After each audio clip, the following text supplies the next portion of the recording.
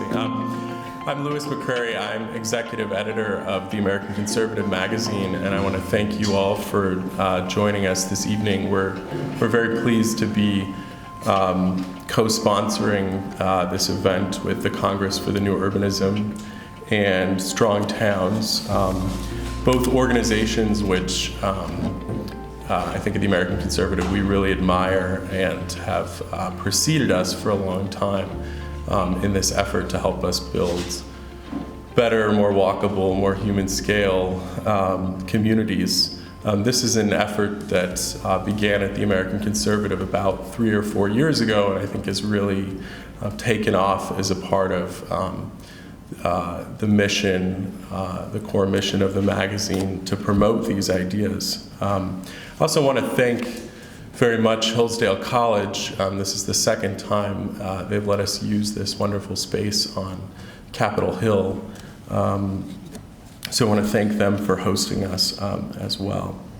It occurred to me in thinking about this event that the American Conservative, CNU, and Strong Towns, I think, really not only do we share these practical goals about urbanism, but I think we share a kind of approach to some of these issues, and that is we're all, I think, really concerned about figuring out how to merge these two sides of the coin of theory and practice in how we approach these issues of urbanism in our communities. I think often in DC there tends to be a lot of focus on very high level kind of macro theory about how we approach things, and often we don't see how these things actually play out in our neighborhoods and on our streets and how they affect real people living their lives in their neighborhoods. And so I think all of us as organizations are very concerned about bringing these two sides of the coin together and really promoting a kind of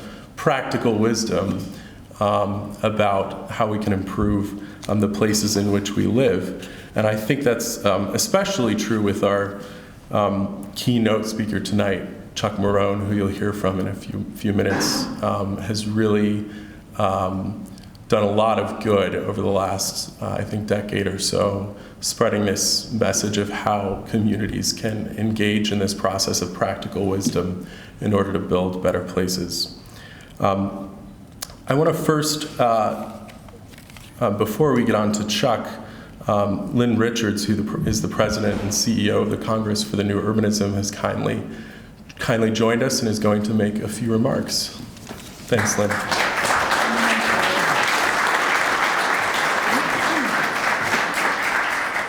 Thank you, everyone. Mostly I want to thank the American Conservative and Chuck. Chuck called me up about a month ago, and he says, Lynn, I've got this crazy idea. Let's do this. American Conservative and CNU together hosting Chuck to come here. It's a wonderful idea. For those of you who don't know, the Congress for the New Urbanism is the nation's oldest and largest organization focusing on placemaking, or building places people love. Places where people and businesses can thrive and prosper. And I like what Louis said, because there's so many areas of agreement around city building. It's about spending our infrastructure dollars wisely. It's about achieving multiple goals in a community. It's really about finding those areas of agreement. And particularly now in this political climate, finding groups that can work across multiple organizations, multiple parties, and find that area of agreement has never been more important. So I first heard about Chuck about 10 years ago, in a little bit like you hear about a rock star. You know, I'm sure you all remember a time when you were in high, like, oh, this great, like, you know, Bono or one. It's like, Chuck Marohn, have you met Chuck Marohn? And I was like, oh, no, not at all. And so it was an absolute thrill several years ago to meet him. And, you know, he's a public engineer. He's been working on these issues from both the private sector and now as Strong Towns for the last 10 years, writing and talking and being the Johnny Appleseed of this message. He has a travel schedule that is absolutely brutal, and each and every one of us in this room owe him a huge debt of gratitude, because he is out there on this message in town halls, meeting people, talking, spreading the message about how to build sustainable communities in a way in which everybody can benefit. So it was my great pleasure to introduce not only the rock star of my professional life, but also my friend now, Chuck Marohn.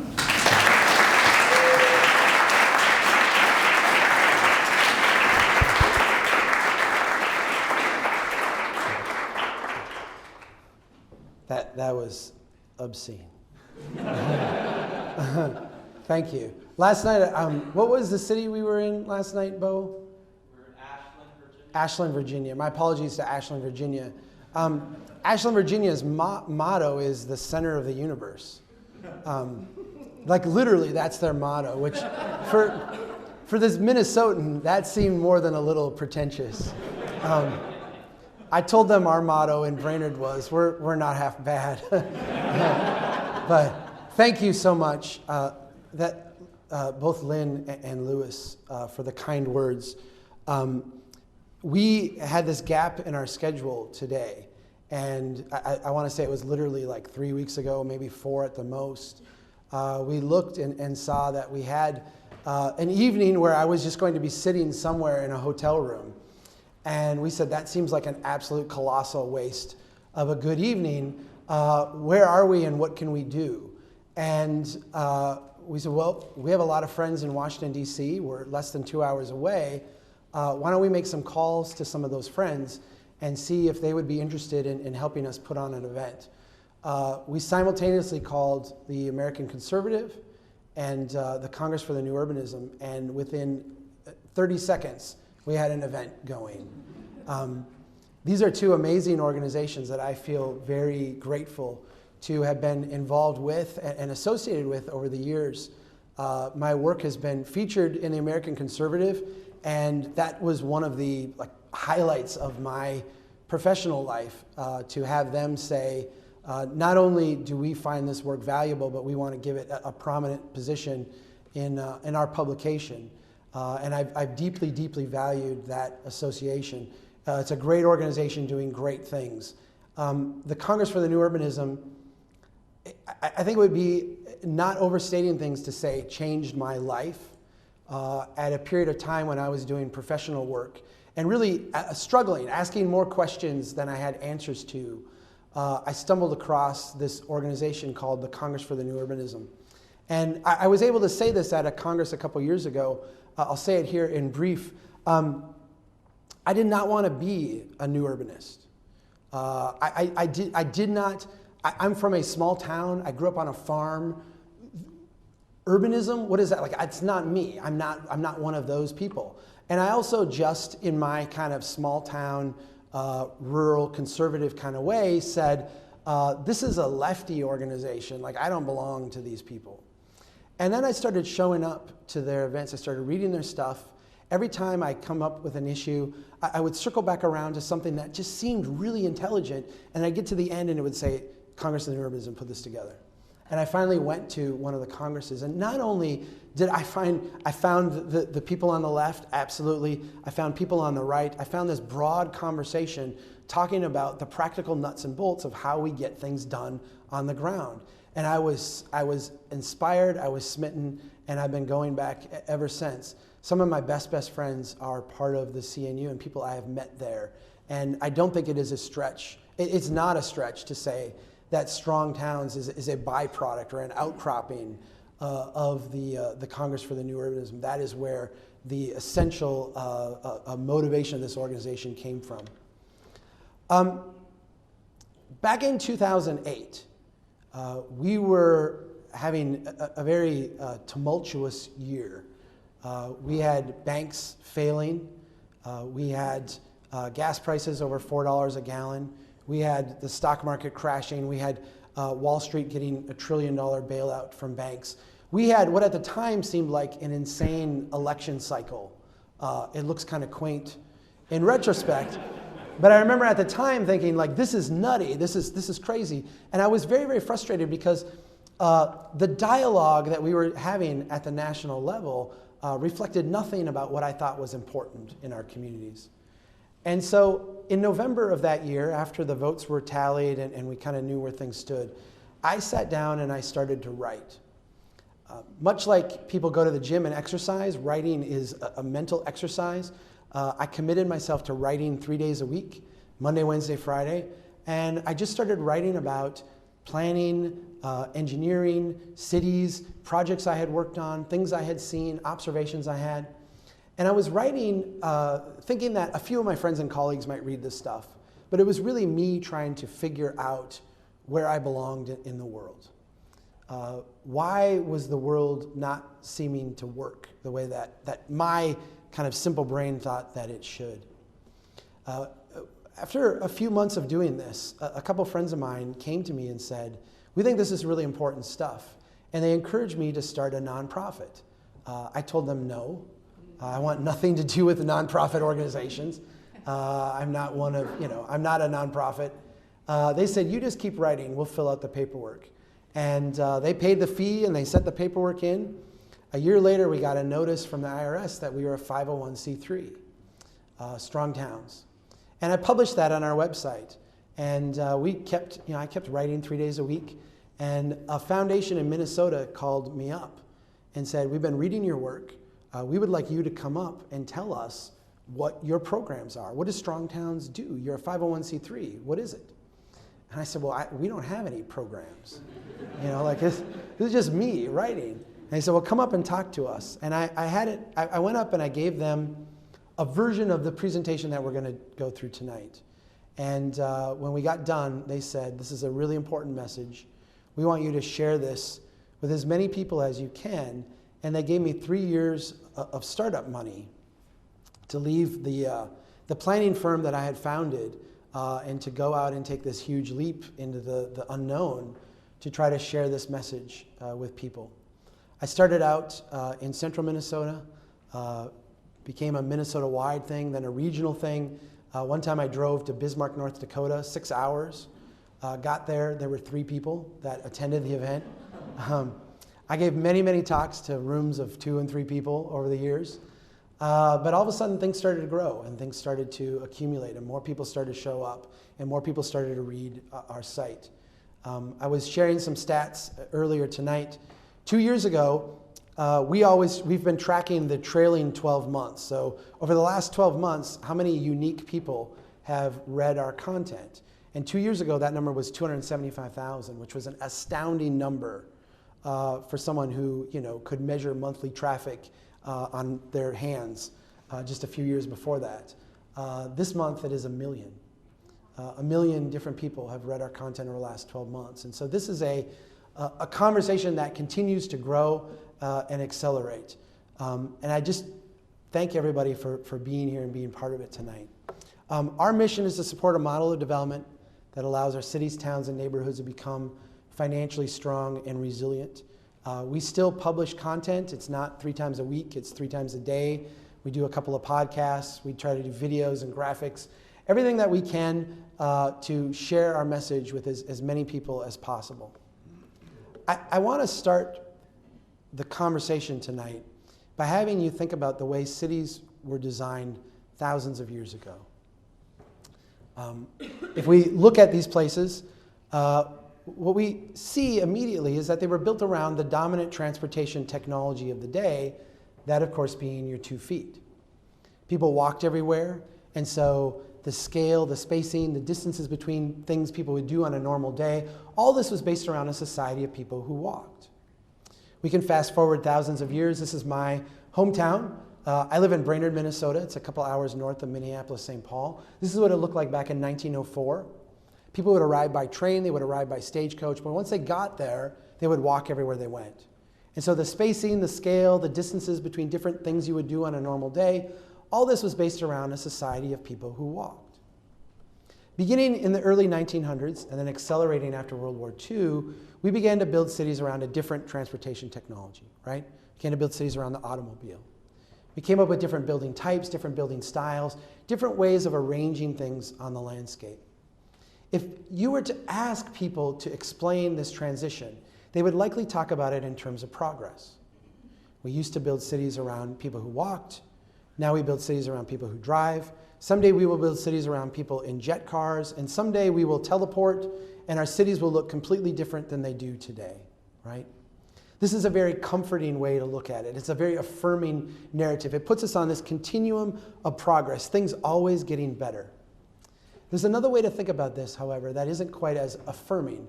And I want to put this idea in the back of your head today that we can kind of start to unwrap it as we go. When we look at ancient cities, and I have ancient Ur pictured here on the left, like 4000 BC. On the right is ancient Rome. By the time you get to even ancient Ur, humans had been experimenting with how to build places for thousands of years. They tried things. What worked, they would incrementally expand upon. What didn't work, those places went away. Those people died, right? That was a failure. That didn't work. Those ideas weren't transmitted to the next generation. By the time you get to ancient Ur, humans have been experimenting through trial and error how to build places for thousands and thousands of years. And by the time you get to ancient Rome, we have a pattern of development that had been honed over millennia through trial and error experimentation. By the time you get to my hometown in the early 1900s, while the building materials might be different, the cultural style might be different, the architecture might be different, the essential layout and design pattern of cities all over the world is virtually universal. Knowledge gained through trial and error experimentation. When we look at this development style, our 20th century experiment in a way to build things, we have to understand that this is a very recent phenomenon. When I was an engineer and I would ask questions, I was often told, well, Chuck, this is just the way things have always been done. But this isn't the way things have always been done. This is a very new set of understandings. We didn't try these out for a couple hundred years to see how it worked. We didn't go to, pick 5 states. We didn't try it out in Pennsylvania and see what those crazy people did with this and then took the best ideas and brought them here. What did we do? We transformed an entire continent all at once around a new set of theories. We are living in one of the greatest experiments that's ever been attempted. Not only is this a massive experiment in how we live in places, but how we interact with each other, socially, culturally, politically, economically. What I want to focus on at the beginning here tonight are some of the financial ramifications of this grand experiment. One of the first things that we did at Strong Towns was to dig into our current development pattern and see what we could analyze and understand. There's a lot going on in a city. There's a lot going on a street. Sometimes you have to oversize pipes or bury them deeper or widen out streets for future considerations. So what we did is we hunted for examples, case studies that we could look at where kind of all the white noise was stripped away and things were as simple as possible. And our idea was if we can understand these places, we can infer some things about other places that are more complex. So this is a dead-end cul-de-sac. This is the simplest kind of development you will ever find. These are residential lots. There's no through traffic, no commercial traffic. The only reason this road exists is because there's a few residential homes there. This was built in the mid-1990s. When it was built, the city paid half the cost of building the road. The property owners paid the other half. We asked the question, based on the revenue the city's collecting from the people who live on this road, the only people who really use it in a substantive way, how long is it going to take the city to recoup the half they spent to build it? The answer is 37 years. Now, the road's not going to last 37 years. And when it falls apart, the people who are paying their taxes have the expectation that the city is going to come out and fix it. Where is that revenue going to come from? Not from these property owners here. This is a slightly more intense development, again, in the suburban style. You have a closed loop system with a dead-end cul-de-sac. No through traffic, no commercial traffic. This one was built in the early 1980s. The developer went in and paid all the costs of the road and the street, the sidewalks, the pipes, then built the homes. The infrastructure was given to the city to maintain. The city collected taxes from these property owners while the property owners paid their mortgages, right? Which included the value of all this infrastructure when they bought their homes. This road had completely fallen apart. the city went out and did a maintenance project. The cost was $354,000. We asked the question, based on the taxes the city collects from the people who live within this development, how long is it going to take them to recoup the amount of money they just spent? The answer is 79 years. Now, the road's not going to last anywhere near 79 years. So we said, all right, if the city wanted to try to recoup enough money between now and the time this road fell apart again from these property owners, the only ones who really use it in any kind of substantive way, what would that mean?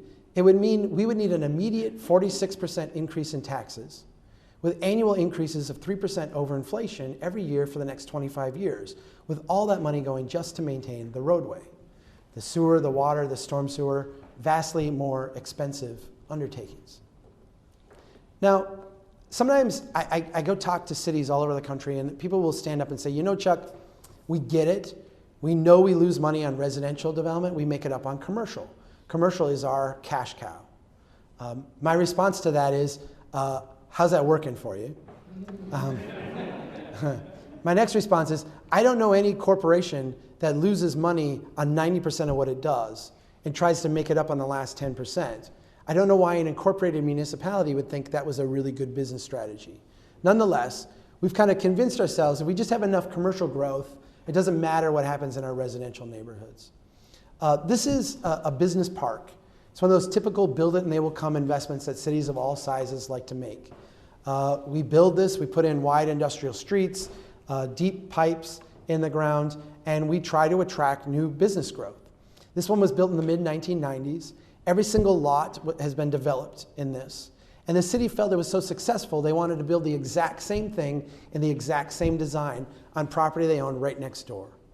We said, if we could build the exact same thing for the exact same cost and get the exact same amount of investment, would this be a good project for us? In today's dollars, it would cost $2.1 million. There's $6.6 million of assessed improvements out in this park. Now, pause for a second. Of the improvements in the existing park, 4 of those belong to a church. 2 of them belong to the school district. It's their bus maintenance building. 1 of them is a city maintenance garage. 1 of them is a county maintenance garage. These are all important facilities, right? We need churches, we need schools, we need maintenance buildings. None of them pay any taxes to the city, none. Of the remaining lots, the ones that theoretically would pay taxes, every single one was given a tax subsidy in order to attract them to move into this park. For the sake of our analysis, and this is the only way that the math came close to working, we had to assume that every single lot in our new park would be built on within 12 months of us completing its construction by a full tax-paying, non-subsidized entity, and that every penny of new revenue coming in would go to paying off that debt. If that were the case, it would still take us almost 3 decades, 29 years, just to break even. That's 29 years where everybody else's taxes would have to go up to pay, to plow the snow, mow the ditches, provide police protection, fire protection, and every other service that was needed. And that's in a wildly, wildly optimistic scenario. I used to go through and do like 15 or 18 of these. When I did that first presentation at the foundation, I was so proud of these case studies. After a certain point, people start to cry and it doesn't go well. I found that we can make the point with just 3. There's a lot of case studies on our site. I encourage you to go there. But let me show you what's going on, because what's going on is actually really simple to understand. Let's say that a developer comes to our community, says, I have a piece of property here I'd like to build upon.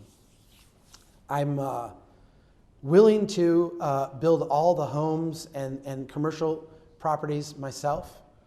I am willing to follow all of your rules. I'm not asking for any variances or any handouts or subsidies. I am willing to, at my expense as a developer, pay to put in the roads and the streets and the sidewalk and the curbs. I'll put in the pipes and the pumps and the valves and the meters. I'll do all that to your standards. I will pay for that myself. The only thing that I'm asking as a developer is when I get done making this investment in your community, that you, the local government, the community, agree that you will take over and maintain this stuff. What would we say? We'd say, fantastic, right? We spend nothing, you spend everything, we get this huge growth in our tax base. This is fantastic. We would love to do this. But let's say, we're smart, prudent people.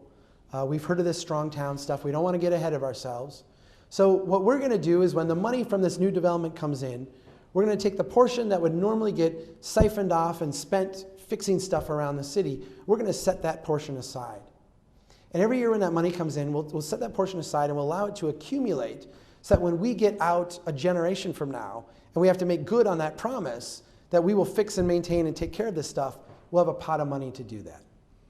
This is what that looks like. In year one, everything is brand new. It hasn't cost you anything. The money comes in and you set that portion aside. In year two, more money comes in. You add to what you had in year one. In year three, you add a little bit more, and on and on and on. And you can see the money's coming in from this new development. It's great. A 5-year-old road isn't costing you anything. A 10-year-old sidewalk isn't costing you anything. A 15-year-old pipe isn't costing you anything. And so you get out a couple of decades, and all you've experienced is positive cash flow, money coming in, nothing going out. But when, in this example, you get to year 25, and you have to actually make good on that promise you made a generation ago, what you find is that the cumulative amount of money you brought in is insufficient. And from a cash flow standpoint, you run far into the negative. Now, cities aren't one development, right? Cities are a series of development, a collection of neighborhoods. So let's say that a couple years after that first development goes in, our developer comes back and says, that worked out really well for you, it worked out really well for me. I would like to do a similar size development. And every other year from this point forward, a developer walks in the door with a similar size proposal. In other words, the ideal scenario for any city, nice, steady, continuous growth. And we take this money coming in and we set it aside and we save it for the day when we have to make good on all these promises we're making as we grow. Here's what that looks like. In year one, you've got your first development comes in, it pays in the entire 25 years shown. In year three, you have your second development. In year five, your third. And you can see, not only are you having growth upon growth upon growth, but you don't have any expenses at all. Your cash starts to accelerate upwards. You're feeling very, very rich. And when you get to year 25 and you have to make good on that promise you made way back in year one, you got to spend a little bit of money, but it's not a big deal, right? You've had all this growth. The growth creates what we call the illusion of wealth. Because as we all intuitively understand, if you lose money on every transaction, you don't make it up in volume. If you lose money on every project you do, the further you go out in time, the more downward pressure there is on your budget. This is the answer to the question that plagued me in my engineering years. How are we investing all this money? How are we spending all this money to do all these huge projects, yet our cities are going broke? How can we not find the money to keep the library open past 4:30? How can we not find the money to keep the streetlights on overnight? How come there's $9 million available to build a bypass around the south side of my town for like just the peak traffic during the morning 5-minute rush? But we can't find the money to actually maintain the park.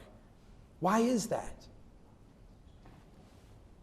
The reason is we live way, way out there on the right side of that diagram. We have decades and decades and decades of accumulated liabilities that are now coming due. And we don't have the wealth in our neighborhoods to actually take care of it. We just got done with a crazy election cycle. And I know we're in the city where politics is always not far from people's minds. It's interesting because not being from here and not being entwined in that conversation, being out in the hinterland, so to speak, of this country, when I look at our election season, I can tell you what I heard. I heard two 70-year-old candidates looking back at what they identified as the most prosperous time in American history and then promising that they would bring us back to that. Whether your idea was Ozzie and Harriet and blue-collar jobs, or whether your idea was expansion of government programs, such as the Great Society, when we can look back at those periods of time, where is that on this chart? It's right there. That was the peak of the illusion of wealth. That was one generation into this new experiment we embarked on after World War II. That was the peak before liabilities started to come due, before things started to bog down. That was the peak. We don't live there anymore. We live way, way out there on the right side of that chart. Let me ask you a couple questions. Do you recognize yourself in this? Do you recognize your own behavior here? Because, we talk about policy in terms of left and right, and this is right and this is wrong. Do you recognize your own behavior? Because this is us. This is why people smoke, right? This is why you will go home and sit in front of the TV and have a bowl of ice cream instead of going to the gym and working out, right? Wow, this is really good ice cream. I'm enjoying this TV show. Uh-oh, heart disease, right? This is how we are wired as humans. And it's important for us to recognize that. This is not a fault of the left or a fault of the right. This is not a byproduct of a crazy political system that's run amok. These are human failings, flaws that we all share. We, me included, all share in this flaw. Psychologists call this cognitive discounting or temporal discounting. The idea that we highly value pleasurable feedback today and we deeply, deeply discount negative feedback in the future. Here's a second question. What happened to the society thousands of years ago that built their economic model on the exploitation of this human flaw? What happened to them? Yeah, they went away. That place in the trial and error, grind of time was not successful. Those ideas were not transmitted to the next generation. Those places went away. I have one. I was going to say I have one more chart, but I don't. I took it out, which is good because it would just make things even more depressing. I'll summarize the chart that I took out, and I think it's good that I took it out. It's a chart about debt. When we look at this here, what we see is that the first generation of post-World War II growth, we grew our economy on the backs of savings and investment. We took our savings as Americans and spent it building this new version of America, this new experiment across the continent, and we reinvested that illusion of wealth back into creating more growth. When things started to bog down, what did we do? Think mid-70s, early 80s. We shifted from an economy based on growth through savings and investment to an economy based on growth through debt accumulation. And as we crossed over into the third generation of this new experimental way to build, growth through debt accumulation became such an important part of keeping our economy going that we actually allowed our financial system to become predatory. We needed the growth so badly that we allowed our financial system to prey on our friends and neighbors. You can't afford a house? Well, now you can. You can afford a small house? Well, now you can afford a large house. You can afford a large house? Now you can afford multiple large homes. Let's do a word association. 2000 to 2008 was a housing... Awesome. 2010 to 2017 is a housing recovery. Thank you. Do you know where those two peaks are? They're in the same general range of each other, right? These are semantics. We're comfortable looking back and seeing a bubble. We're comfortable today calling returning to bubble conditions a recovery.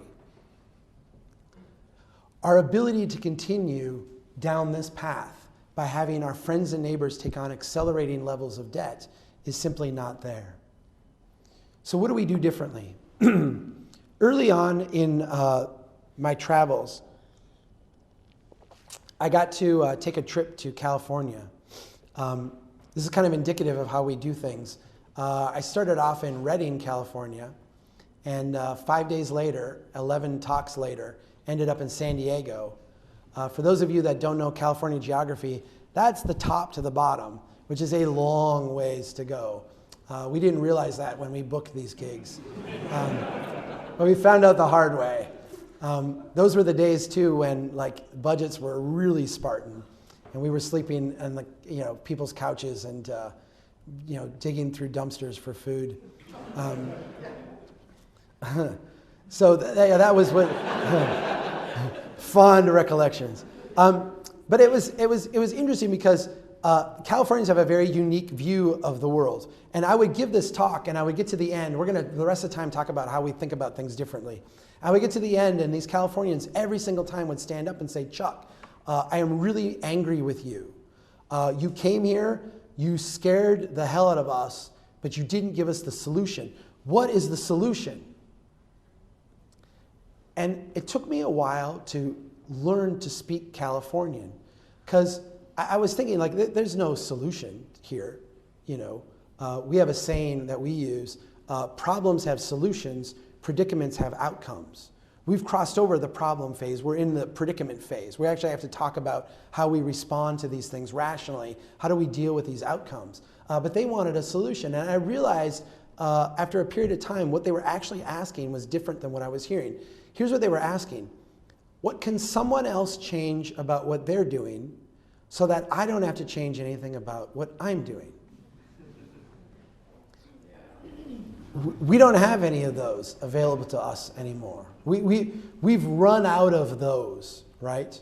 We are actually entering this phase of dealing with outcomes. And when we talk about this at Strong Downs, we like to talk about rational responses. What do thoughtful, rational human beings living together in a community facing this complex set of challenges roll up their sleeves and do together? And when we start talking about rational responses, I always like to start here. This is my hometown. When I first saw this photo, I couldn't believe it was my city. It looks nothing like this today. But I was astounded by what these people had built. The way the buildings line up, the way they frame the public realm at just the right ratios. There's great segmentation of the space. The buildings have great symmetry. They front the street in just a perfect way. This is an exquisitely designed street. This is a street that CNU people would design today, and we would travel across the country to look at, right? Let me ask you some questions about these people here. How thick was their zoning code? How many boards and committees did they have to go to get approval to build something? How many grants did they receive? How much tax subsidy did they hand out? How many shovel-ready sites did they have? How many Amazons and Googles came trolling through town looking for stuff, right? We can go through the litany of things that we have convinced ourselves are absolutely essential to building great places. These people had none of them. They didn't have engineers and architects and planners. They didn't even have 30-year mortgages. How did they build such a spectacular place? It's really simple. They copied what they knew worked. They took the materials they had on hand and they built in a style and an approach that they had seen work for thousands of years around the world. After 70 years of advice from planners and engineers and economic development advisors, after all the programs and investments to create growth and jobs and economic development, after all the subsidies and things we've done to juice our economy, here's what this exact same street now looks like. Yeah, it's a wasteland of parking lots and half-occupied buildings. And if you want to grasp in an image why American cities are struggling financially, understand there's $500,000 of public infrastructure in that stretch of street. Where is the wealth that is going to sustain that generation after generation? I was giving a speech in Boise, Idaho, and I got to this picture, and a student raised their hand and stood up and said, Chuck, I'm from Costa Rica. Costa Rica is a very poor country. We can't afford to build the way that you build here in the United States. When we build, we have to build one block at a time. And before we build the next block, we have to make sure that every gap is filled in on the block we just built. Otherwise, we won't be able to afford it. We are a very poor country. We can't afford to build this way. We're a very poor country now, too. And we can't afford to build this way either. And for a long period of time, that illusion of wealth made us think that this kind of thing didn't matter. We could run roads and streets and highways all over the place. We could have interchanges. We could have pipes with nothing on it. We could have huge gaps in our system, and none of it mattered. Huge surface parking lots. We were so rich, we didn't bother to ask the obvious question. Where's the wealth to take care of this stuff? The difference between the cities that are going to thrive and the cities that are going to struggle in the next generation are going to be the ones that can switch to start obsessing over that question. So how do we do this differently? The first thing we need to do is jettison our worst habits. Build it and they will come is a fantastic movie plot. It is a horrible economic development strategy. We are in what we call at Strong Towns the desperation phase of this suburban experiment. We are so desperate for growth at the local level, and you can see this with the recent Amazon conversation, right? How many proposals did I get? 238 cities? I'm willing to sell my oldest born into slavery if you'll come here and work for me, right? We're willing to impoverish our population and drive down all our wages to be attractive to you, right? These are not strategies of success. These are not the ways that cities build wealth. And these are not the ways that cities have ever built wealth. I'm going to show you right now the very simple way that cities build wealth. Don't answer this if you have seen this and know the answer. But for those of you that don't know the answer, can you identify this city here? Take a close look.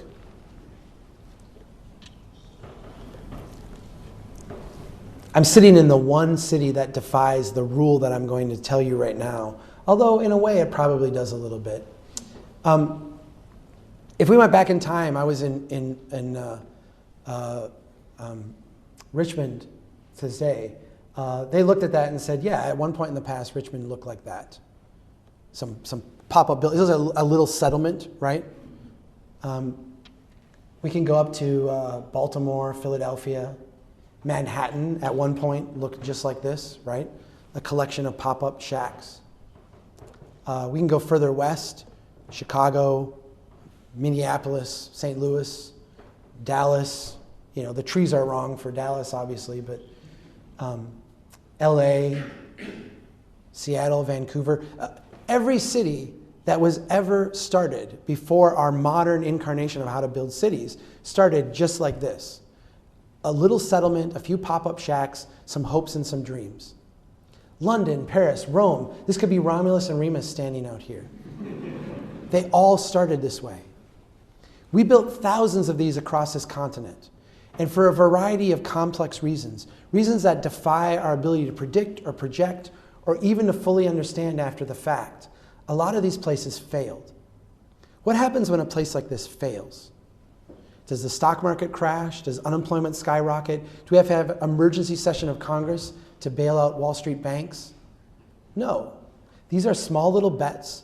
A few people lose a little bit of money, they salvage what they can, and they move on to the next place. We built thousands of these across this continent.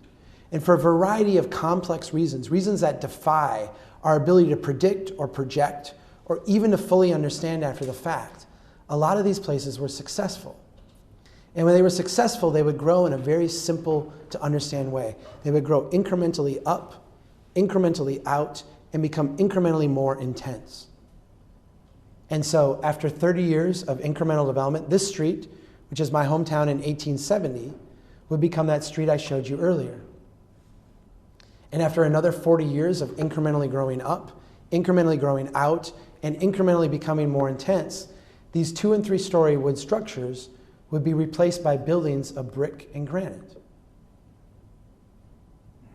We don't build wealth by going to the casino and putting it all on red. The way that cities build wealth is by making modest investments over a broad area over a long period of time. Let me show you how powerful this approach is. These are two identical blocks in my hometown. The one on the left I've labeled old and blighted. The one on the right I've labeled shiny and new. If you look at them, you'll see they're the same size, the same area. They have the same amount of public infrastructure. Everything about them is the same except for the style of building upon them. That old and blighted block looks like this. As my city was growing incrementally out, the next increment of out were these 3 blocks. What you are looking at here is the cheapest commercial building that you were going to build in the 1920s. Had things continued on as they had for thousands of years, what would we have expected to see? Over time, as the wealth of the community grew, as the land values improved, we would have expected to see second and third stories, the buildings become more intense, more ornate. Of course, that's not what happened. These were built, then we had the Depression, we had World War II, and then a completely different pattern of development that just skipped right over these and started building out on the edge. These places have stagnated for 90 years. 2 blocks over used to look just like this.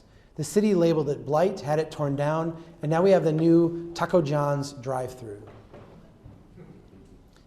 You guys don't get to experience Taco John's here in the Washington, D.C. area.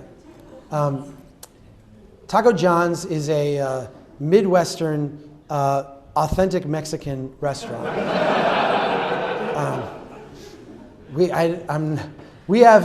They're kind of known for tater tots, kind of half size, dipped in nacho cheese, just like you would get in Mexico. So this is our Taco John's. We were very proud of this. The planners were happy because this met all the ordinance requirements, meets the sign code, meets the setbacks, it's got adequate parking. The engineer was happy because we got rid of the on-street parking. Now the traffic moves more smoothly. The environmental people were happy because they got a little bit of green space and some native plants in the stormwater area. And the bike walk people were happy because they got a sidewalk. The sidewalk ends right here, but they got that stretch in, right? So everybody was thrilled about this transaction. Here's what nobody bothered to consider. That old blighted rundown block had a total value of at this time, had a total value of $1.1 million. That shiny and new block, the same size area, the same amount of public infrastructure, the same everything, just a different approach to building.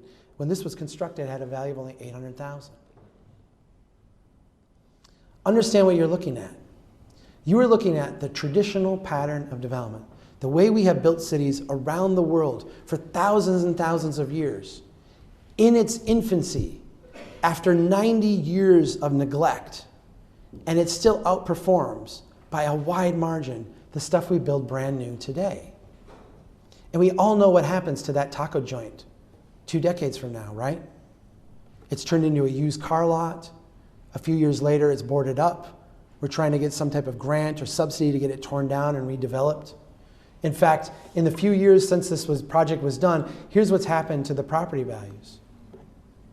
There's now 78% more wealth in that old rundown junky block than there is in that brand new one.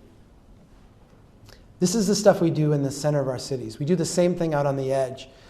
This is our Mills Fleet Farm complex, 20-acre site. It's the most valuable piece of property in the entire Brainerd Lakes area. Double-sized big box store, gas station, auto dealership. When these people show up at a meeting, we just stop the meeting and ask them, what do you need, right? You guys don't know what Mills Fleet Farm is either, do you? I'm looking at people who, you do. Where are you from? Minnesota. No. Where are you from in Minnesota? Twin Cities area, Minnesota. Okay. My grandpa has a cabin in Brainerd. Sweet. Where at? What lake? Gull Lake. Gull Lake. Yeah. Okay. It's not a cabin then. It's a house. It is kind of funny because, in Gull Lake, we spent 30 years changing the cabins to houses, and the people from the Twin Cities still call them cabins. But they're like, $3-4 million, 5,000 square foot places, some of them. Maybe not yours, but yeah. Mills Fleet Farm. When you walk in, you should know this. When you're visiting the Midwest, does Minnetonka they didn't have a Mills Fleet Farm? Yeah, we do. Back down here. You do? Well, congratulations. Brainerd is the home of Mills Fleet Farm. Did you know that? We're the home. We have the biggest one in the world. When you walk into Mills Fleet Farm, you will get exposed to auto parts, animal feed, lumber, guns and ammo, camouflage lingerie. That's the product line. It is a wildly successful franchise in the Midwest. We have the biggest one, the best one. We're very proud of this store. This is 20 acres of our core downtown. For those of you that have seen the movie Fargo, you've seen a not so flattering, but not so inaccurate portrayal of downtown Brainerd. The place kind of struggles a little bit. We're working at it, it's getting better. But even today, most of our second and third stories are unoccupied. Our first stories, we struggle to keep tenants. There's a lot of dive bars. It's not a great place. When we look at that 20 acres out on the edge, what we see is it has a tremendous value, $600,000 an acre. It's a huge amount of money. There's a reason why we stop the meetings when these people show up. But when we look at that 20 acres in the core downtown, the same size area, just a different configuration, a different approach to development, what we see is that even in its rundown state, it's worth 78% more. The city collects 78% more property taxes from that 20 acres downtown than they collect from the best of the best of the best out on the edge. And people always ask me about sales tax. We have a weird sales tax system where the city does not collect that or get that, except in very special circumstances. But because it's such an issue, I've looked at this. On the left, you have a regional draw. On the right, you have a neighborhood draw. When you compare the sales tax to the two, as close as we can tell, they're pretty much the same. They pretty much pay the same. How much should we spend to get that investment out on the edge? We spent a couple $100 million on the bypass. We spent $30 million running sewer and water out to there. I actually built and designed the backage road when I was working as an engineer. That was $2.6 million. Millions on the frontage roads. There's millions of dollars in this. How much did my generation spend to get that wealth on the right in those 20 acres? We didn't spend anything. That's wealth that my great-great-grandparents and their peers built slowly and incrementally over time and bequeathed to us as an endowment of sorts for our community. What happens when Mills Fleet Farm goes out of business? It will happen someday. I mean, we will cry as Minnesotans, but someday this will not be the highest and best use of property. What happens when they go out of business? I don't know, but we can look around the country at other places that are similar design when they go out of business, and what we can confidently say is that whatever comes next will be lower on the economic rung than this. This is the peak. This is the peak. Everything else that comes after it will be lower than the peak. There's 134 properties in that 20 acres on the right. What happens when one of them loses a tenant? Or someone retires or goes out of business? What happens when, in our infinite wisdom, we figure that we have too much retail space, not enough office space? Or too much office space, not enough residential space? Well, these buildings are incredibly flexible. They're highly adaptable. They can become many, many things. They can change over time depending on our market needs, depending on our market demands. There's a reason our ancestors, and I say that in the largest possible conception of the term, our ancestors around the world for thousands of years built in this way. It is incredibly adaptable, flexible, and financially really, really productive. I've got a really good friend named Joe Minicozzi. Him and I collaborate on a lot of things. He is kind of known for these beautiful maps that his team puts together. I'm going to show you a collection of those maps now because they describe in the macro what I've been showing you in the micro, site-specific. Think of a farmer going out and spreading seed across a field. The parts of the field that grow up the most robustly, we say that's the most productive part of the farm field. That's where you get the most bushels per acre. What I want to ask you is, where do we get the most value per acre? Where do we get the greatest financial return? Where's our greatest financial productivity in a city? So what I'm going to show you in the 3D is financial productivity. And we start with Buffalo, New York. Buffalo, New York, we had a CNU there a few years ago. A beautiful city. I love Buffalo, New York. But it's hard not to see and identify with the decline that Buffalo has gone through. 100 years ago, one of the greatest cities in the world in many ways. They have lost population every census since 1940. Buffalo has seen steady decline and disinvestment, particularly in their core neighborhoods. If you are willing to move to Buffalo today, you can buy a home for $1 if you agree to stay there 5 years and fix it up. That's a poor city, okay? But when we look at Buffalo, can you point to where the traditional downtown is? And not only is it still, despite the decline, despite the neglect, a massive repository of wealth, but it absolutely dwarfs everything else around it. We see this in cities of all sizes. Here's a smaller city in upstate New York, around 50,000. We see the same kind of thing. Here's a little city by where I live, 1,200 people. When I first went to this town, they said, Chuck, we've got great stuff happening out here. We've got great stuff happening out there. These neighborhoods here are really bad. We've got to figure out a way to get this stuff torn down and redone. And then we showed them where all their wealth was, in all those poor neighborhoods, in the neighborhoods where all the poor people lived. Joe's team and I got invited to Lafayette, Louisiana to help them understand and communicate why they were experiencing so much financial distress. They had a huge backlog of road maintenance, and it grew every year. They did not have the money to take care of everything, and they were having a really difficult time understanding why and explaining that to people, even people who were very well connected, very thoughtful and intelligent and involved. They were having a really, and so they asked us, come here and analyze this and help us explain it to our staff, to our community. And so we went and we dug through all of their financial records. We looked at every expense that the city had. We interviewed all their department heads. We dug in and tried to figure out what was going on. We looked at all their revenue sources. We created dozens and dozens of maps that laid out all these different things that were going on. And in the end, we mashed them all together and we came up with one map that described the cash flow situation of Lafayette, Louisiana. And that is this map here. Joe's team puts these maps together. I don't. They deal in economic terms. So they use red for places that are losing money, green for places that are gaining money. I apologize to people who are red-green colorblind because you're just seeing a mash of stuff. But let me walk you through and show you what's going on here.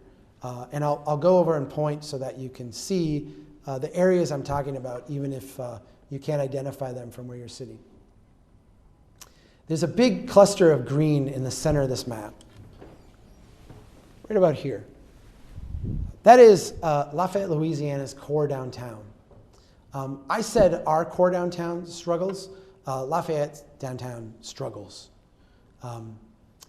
Again, a place that I like, but let me just give it some context. There is nobody who visits Lafayette, Louisiana who is taken downtown to experience the ambiance or take photos, right? It's not that kind of place. It's a place that struggles, but yet financially it's doing really, really great. There's a crescent of green that runs just to the east of that. I'll walk over and point to it. Runs from up here down to here. Those areas are also cash flow positive. Those are the poor neighborhoods. Those are the neighborhoods when we went there to work and we're going to get an Airbnb, the city staff said, just don't get it in that neighborhood. That's where the homicides happen, the burglaries happen, like stay away from there. That's the bad part of town. Everything else on this map is red. All the stuff out on the edge is red, all the stuff down, all that stuff is red. What is that? Those are the big box stores, the strip malls, the chain restaurants, the curvy cul-de-sacs with the 3-car garage with the attached house. All that stuff, that's what that is out there. This map shows two subsidies. Two subsidies that are universal, that we see in every city across America that we have ever modeled and looked at and examined. Subsidy number one, the poor neighborhoods subsidize the affluent neighborhoods. That is a universal condition of the American development pattern. Subsidy number two, future generations subsidize today's generation. The median family in Lafayette makes $45,000 a year. They pay $1,500 a year in taxes to the city. They pay other taxes to the state and the county or the parish and the school district, but $1,500 of that goes to the city. In order for them to make good on every promise that they have made, to turn this entire map green, taxes would need to go from $1,500 a year to $9,200 a year. 1 out of every $5 that the median Lafayette family makes would need to be sent to the city just to maintain the stuff they currently have. That will never happen. There's no chance of that ever happening. And so Lafayette faces, and they're already starting to deal with it, but it's going to get exponentially worse. They face a crisis of deciding, what streets do we maintain? What streets do we let go? What pipe do we fix? What pipe do we walk away from? What neighborhoods do we cling to? And what neighborhoods do we let fall apart? There's a city in North America that has gone through this, is substantially into this. Do we all know what city I'm talking about? Detroit, right? When I go around the country and I talk to people and I bring up Detroit, everybody has their own narrative about Detroit. If you're on the left side of the political spectrum, you have a narrative that describes Detroit. If you're on the right side of the political spectrum, you have a narrative that describes Detroit. There's not a lot of overlap in those Venn diagrams, right? Everybody has their own narrative. I'm going to give you my narrative of Detroit. Detroit, the Motor City, got started in this experiment way before everybody else. In the early 1900s, as they were embracing the automobile, they were the first ones to experiment with running roads through the middle of town, ripping down buildings to build parking lots, ripping down buildings to make things auto-oriented. They're the first ones to run the pipe way, way out and create auto-oriented suburbs out on the edge of their town. They're the first ones to really embrace this model. And when we hit the Great Depression and our cities cratered and our places started to struggle, people started to look at Detroit saying, they're not doing half bad. Maybe we need to get some of that. And we spent the Depression and World War II codifying the development approach of Detroit, so that when we got done with World War II, we were all ready to copy them. Detroit is not an anomaly. Detroit is just early. They're just 20 years ahead of every place else. I want you to look at what these places look like, because it's going to help us understand what needs to happen. These are in North Carolina. These are in John. These are in your hometown, I believe. Yeah? Yep. My good friend John Coppage. These are in his hometown of High Point. Salem, right? We're in that vicinity. So you've got a Kmart out on the edge, $384,000 an acre.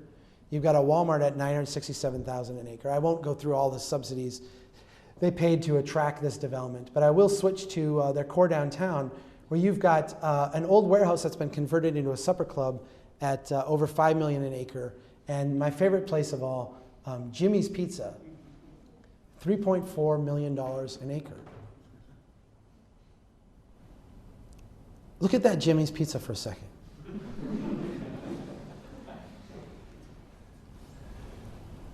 That feels beneath us, doesn't it? It would feel wrong to aspire to Jimmy's Pizza, right? And when I go around the country and I talk to people and I show them this, the reaction I get is like, we aspire to great things. We don't aspire to that, right? But yet, when we actually step back and do the math, if we had a city of Jimmy's Pizzas, we'd be a rich place. We'd be a very rich place. When you experience an American city today at 30, 40, 50 miles an hour, what you don't grasp, that you grasp clearly at 2 miles an hour, is that our cities are nothing but gaps. They're huge. Our cities are just huge gaps. Get outside of Washington, D.C. to go out. It's nothing but gaps. Try walking between places. It is nothing but space. As an engineer, when I walk those spaces, I'm like, okay, $1,000 a foot. Bam, bam, bam, bam. We just spent $200,000 and there's nothing here. From your car, that doesn't register. On foot, it screams at you. It screams at you.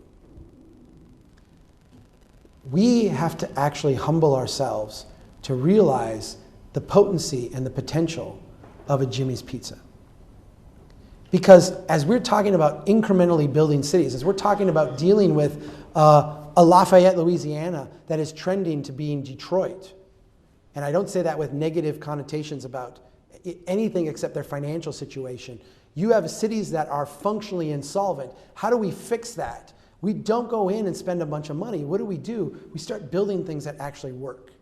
And we start at the next increment of improvement, that being a small little box, a Jimmy's Pizza. You know, here's the crazy thing about this. And we all this is not hard to grasp. When we build things like this, where do the profits for this place end up? Where does the money that we spend here go? When we build things like this, where do the profits end up? Where does the money go? It goes to Jimmy, right? And who's Jimmy? Well, Jimmy's a guy that hires a local accountant. And Jimmy's a guy who banks at the local bank. And Jimmy's a guy who hires a local ad agency and runs ads in the local paper, which, by the way, it's kind of nice to know what's going on locally because CNN's not going to tell you, right? Jimmy has a float in the 4th of July parade. Jimmy volunteers on the PTA. His kids go to your church with you. They go to your school with your kids. When we're talking about incrementally growing and building cities, these kind of strategies become critical. They seem beneath us today. They seem beneath us. They seem petty for a global economy, you know, in an information age, technology age. We can do all these great things. We're interconnected. We got Uber now. Our cities are broke. We have to actually start thinking differently. I've been very fortunate to spend some time in Memphis, Tennessee, which is a great, great city. It's a beautiful city. I love Memphis, Tennessee. And the thing that you love most about Memphis when you go there is the raw energy. Social capital in Memphis, Tennessee is like oil in Saudi Arabia, right? You just put the tap down and people just show up and they're ready to roll up their sleeves and do things. It is one of the most exciting cities I have ever been to. But Memphis is struggling, and there's no doubt about it. Memphis shows up on all those statistics you don't want to be on: homicide rate, poverty rate, out of wedlock births, all the things that you don't want to be there, 1 or 2 on the top of that list. There's a little street called Broad Avenue. Broad Avenue is a former streetcar stop. In the 1950s, as the city was embracing this new experimental way to build, not only did they rip out the streetcar line, but they ran a highway through the middle of this neighborhood, right behind these stores here. Without the stop, without the foot traffic, this place just died. Some residents of the neighborhood, fed up with the decline, fed up with the neglect, took matters into their own hands. They went out, they swept up the sidewalks, they worked with the property owners to get the stores swept out. They painted their own bike lanes, they painted their own crosswalks, they put up a mural, they put up planters and benches. For one weekend, they invited people to come in and open up shop and show people what these 2 blocks could look like. They had a clothier, they had an ice cream stand, they had a couple art galleries, they had a bike repair shop. They didn't go get city permission, they didn't go get Department of Health inspections. They said by the time anybody comes out and gets mad at us, we're going to be gone anyway. So they just went out and did it. I wasn't here for this, but they brought me out here 6 months later. When I was out there 6 months later, every single storefront was occupied. I talked to one of the landlords. He told me that they were able to charge double the amount of rent for the last place to go than what they were asking before the project. The city has gone out and documented 18 new businesses, 32 new jobs, $12 million of property value appreciation. Total public investment, 0. 0. We are so obsessed We're chasing the dollar out on the edges of our communities, chasing the dollar with that big mega project that's going to trickle down to success. That we overlook the pennies, the nickels, the dimes, just laying there in our neighborhoods waiting to be picked up. The little things that need to be done to make a neighborhood function and work. The unsexy things. The things that are, in many ways, beneath us. I was asked today, and it's a very common question I get from policy people, what should the state of Virginia be doing to build strong towns? What should the federal government be doing? What program can we do? What spending initiative can we come up with? I'm like, just stop. We actually have to see around us the opportunity just laying there. We're blinded by the big and flashy. We need to humble ourselves to actually look at our neighborhoods and understand the opportunity that's there. Once you do, these places are just dripping with it. We went and did, for a year, we committed ourselves to spending time in that neighborhood with the Taco John's and the Old and Blighted block. When I wrote that thing about Taco John's a few years ago, my city got really mad at me. Yeah, well, my cousin runs the EDA in town. It's a small town. She runs the EDA. She was the one who set up that project. I have a second cousin who's actually a manager at the Taco John's. So family reunions are awkward, situations. But the pushback that I got from my city is, what would you have done differently, Chuck? What would you have done differently? Taco John's wanted to move there. We have a blighted block. What would you have done differently? And I thought that was a fair question. And it took me a while to think through that, because I was thinking in their paradigm, like, what would I have done instead of Taco John's? And I realized that I needed to expand the question, because I don't accept decline as normal. I don't accept decline as inevitable, as like the way things should be. So we spent a year out in this neighborhood saying, how do we reverse the decline? How do we change things around? We don't have any money. We're broke. Our city is broke. We have so much debt. We have no way of paying for all the stuff we have in the ground. We're broke. How do we stop decline when we're broke? And what we did is we went out and we observed where people struggled. We spent days out there watching people. We spent lunch hours out biking through the neighborhood. We would set up a desk in a parking spot and sit there with our computers and just watch people walk by. And what we observed is that people struggled throughout this neighborhood to do basic things. We saw a mom pushing a stroller, walking through the ditch, weeds up to her waist. What are you doing? I have to get to the grocery store. I don't have a car today. It doesn't feel safe walking on the street, so I'm walking here. We saw the elderly woman with the walker walking down the middle of the street, climbing over mounds of snow. What are you doing? I have to get to the pharmacy today. I don't have a choice. The sidewalk is not shoveled, and there's not even any sidewalk over here, so I have to walk in the street. We saw the kids after the rain walking through the alley, going around the mud puddles and trying to stay out of the water. What are you guys doing? Why don't you walk out here? Well, our mom told us not to. It's too dangerous. The cars drive too fast. So we started to try different things. We painted our own crosswalks. We went out and did a traffic study and identified that the cars were indeed going too fast. The mom was right. 2 out of 3 cars that drove through that street drove over the speed limit. We went out in the middle of the night and we chalked in narrower lanes, and we went out the next day and did a speed study, and lo and behold, only 1 car in a 2-hour period of time went over the speed limit. So we started to try different little things. What can we do? And at the end of a year, we came up with this report called Neighborhoods First, and we gave it to the city, and we said, here, this is what we should do in this neighborhood. This is what we should do instead of the Taco John's. This report details 8 projects the city can do to reverse decline. Little things like put in a crosswalk here, put in a bike lane here, plant a row of trees here. My city is finishing up doing a $14 million sewer and water expansion out of town, way out to the airport, to build a new business park out at the airport. We already have a business park that was built in the 90s that's only half full, but this one would be air-oriented, and there were massive advantages to doing that. Jobs, growth, all that stuff. $14 million. The cost of our 8 projects, $16,700.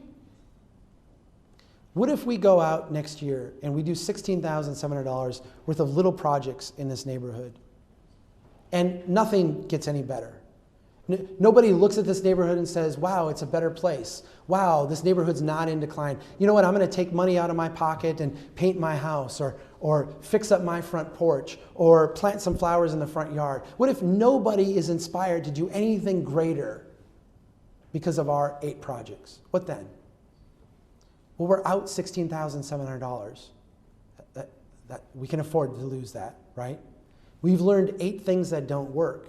Next year, we go back and try 8 more things.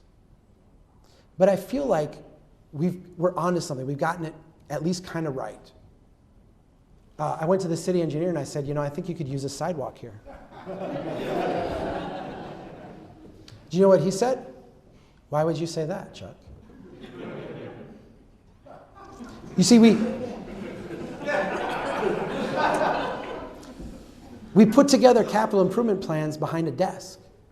We put together these spending priorities in committees and in meetings in Congress, right? We decide where this money is going to go from the top down.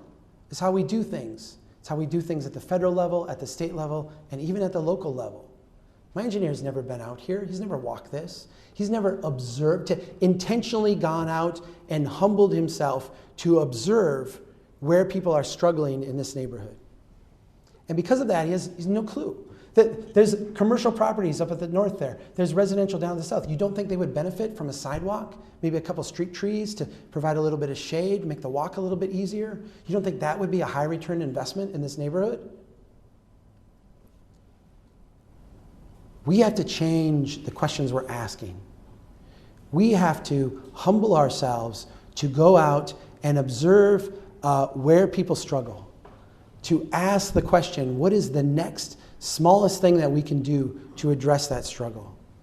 And if we can do that day after day, week after week, year after year, in neighborhood after neighborhood after neighborhood, not only will we be making the lowest risk, highest returning financial investments that we can possibly make, we can't help but make people's lives better in the process. Thank you so much.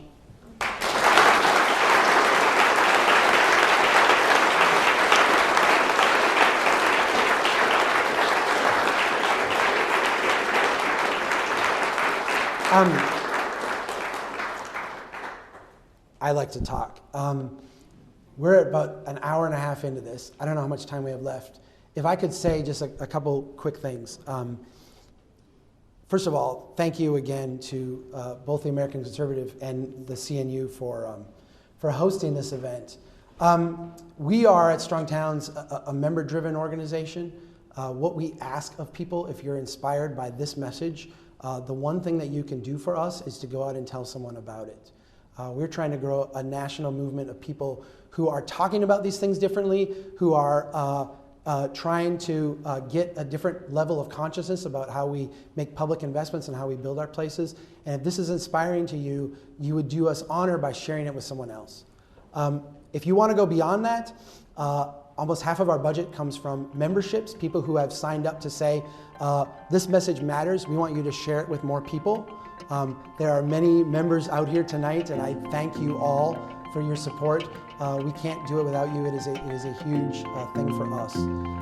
If you are interested in being part of our conversation, we not only publish everyday materials to extend this conversation further and further, but we keep an email list. We're all over social media. I welcome you to be part of our conversation.